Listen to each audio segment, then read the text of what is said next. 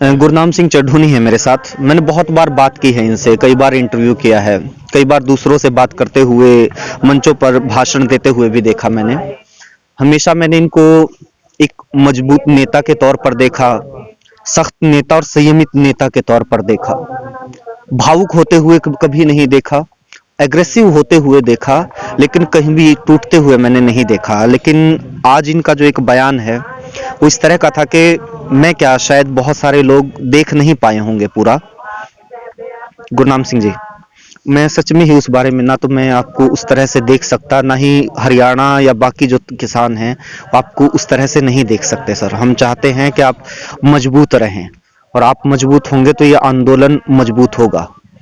एक बात हम, क्योंकि मैं बातचीत नहीं करना चाह रहा था इस मौके के ऊपर, क्योंकि संत बाबा राम सिंह जी को श्रद्धांजलि देने के लिए पहुंचे हैं बॉर्डर से। लेकिन एक बात का जिक्र आप कर रहे थे, इस बात को लेके आपकी भी एक पीड़ा है कि ये आंदोलन किसानों का नहीं है, किसानों से ज्यादा ये आम लोगों का आंदोलन है। आम लोगों को क्या समझने की जरूरत है इस आंदोलन के बारे में? देखिए, हमारे पास समझाने के साधन कम है। सरकार के पास बहुत से संसाधन होते हैं। सरकार की एक बात पूरे देश में फैल जाती है, हमारी बात चंद लोगों तक जा पाती है। मैं समझाना ये चाहता हूँ कि ये किसानों ने तो ये आंदोलन शुरू किया है। वास्तविकता ये है कि जनता वर्सेस कारपोरेट का आंदोलन है। अब एक शहर वाला भाई सोचता है कि मेरे तो इससे कोई मतलब नहीं है, ऐसी भावना बन गई है, ऐसी भावना उसके दिमाग में है। हालांकि वो मदद कर रहे हैं, जितनी भी यथासंभव मदद कर रहे हैं, लेकिन उन बेचारों को ये नहीं पता कि ये हमारा ही आंदोलन है, ये अभी तक नहीं पता।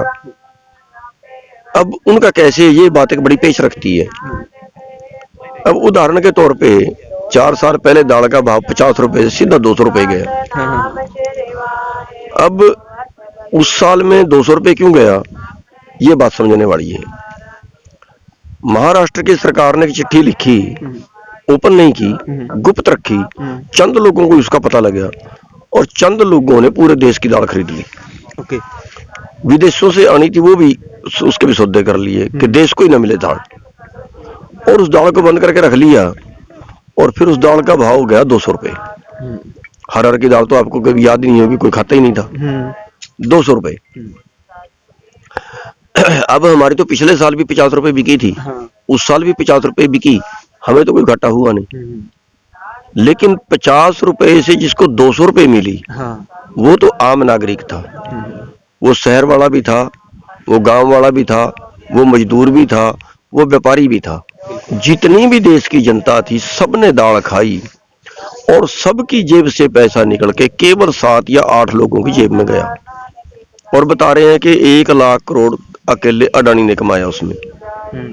अब वो जो जितना भी वो कमाया 7-8 लोगों ने, वो सारा लोगों की जेब कट के गया, लोगों की जेब से निकल के गया, और आगे इस तरह का लाइसेंस मिल गया। उदाहरण के तौर पे हमारे से प्याज खरीदा 8 रुपए किलो, 7 रुपए किलो, ज्यादा से ज्यादा 10 तो था नहीं, और उसको बेचा 80 रुपए किलो।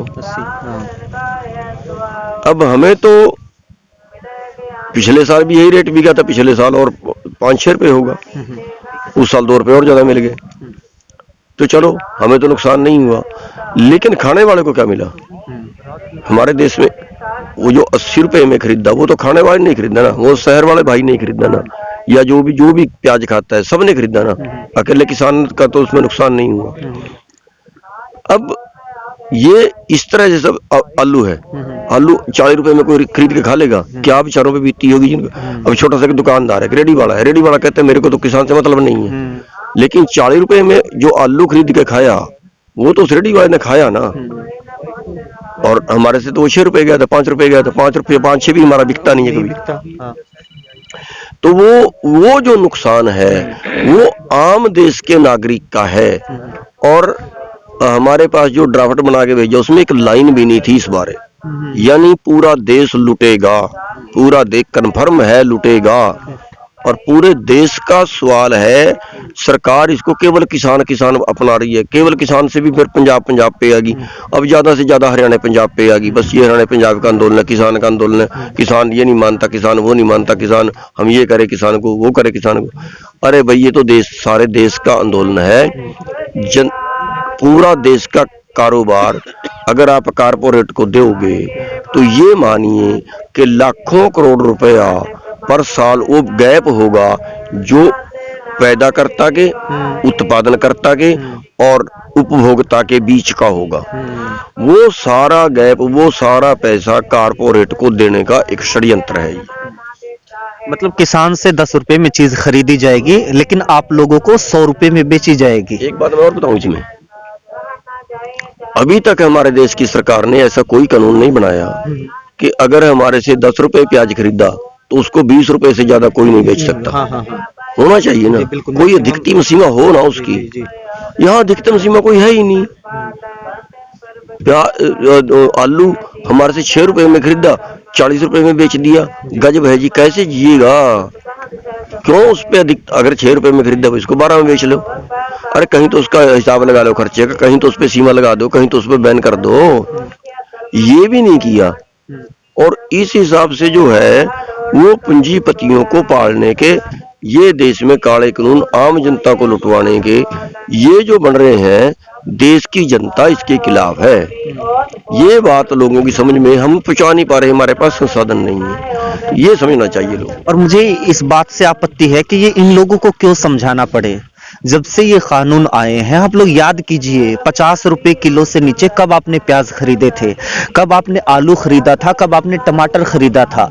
घिया, बैंगन, तोरी तक खरीदने के लिए आप लोग मोहताज हो गए हो। लेकिन किसानों को क्या करना पड़ रहा है? मध्य प्रदेश के किसानों का जिक्र कर रहा हूं सर मैं। बैंगन खेत में यूं कहीं बहा दिए गए, भिंडी के रेट नहीं मिल रहे हैं। वो जो पलवल की तरफ जो आए हुए हैं बहुत सारे किसान, वो भी यही शिकायत लेके आए हुए हैं। अब जो दिल्ली बॉर्डर के चारों तरफ बैठे हुए हैं सर, अपने अपने इलाकों में तो किसान आंदोलन कर ही रहे हैं। दिल्ली बॉर्डर के आसपास, क्योंकि आप तमाम बॉर्डर्स पे जाते हैं, कौन कौन से राज्यों के किसान आ चुके हैं? पलवल पे बुंदेलखंड से है। और मध्य प्रदेश से काफी लोग ट्रैली लेके आए हैं। पलवल के एरिए हैं, एक हैं, कुछ यूपी से हैं। ये आसपास के किसान वहाँ पे। उधर जयपुर पे राजस्थान वाले आ गए। जयपुर पे राजस्थान वाले, कुछ हरियाणा वाले हैं वहाँ पे।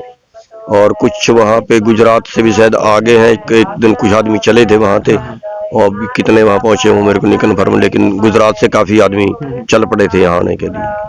जो सिंघू पे पंजाब हरियाणा हो गया, टिकरी पे हरियाणा पंजाब हो गया, उधर गाजीपुर की तरफ हो गया उत्तर प्रदेश, या वहाँ पे और भी राज्यों के किसान? और उत्तराखंड और उत्तर प्रदेश। उत्तराखंड, उत्तर प्रदेश के जी। वहाँ पर भीड़ ज्यादा बढ़ रही है ना सर पहले के मुकाबले? लगातार बढ़ रही है। जो गाजीपुर वाला है वहाँ लगातार बढ़ रही है।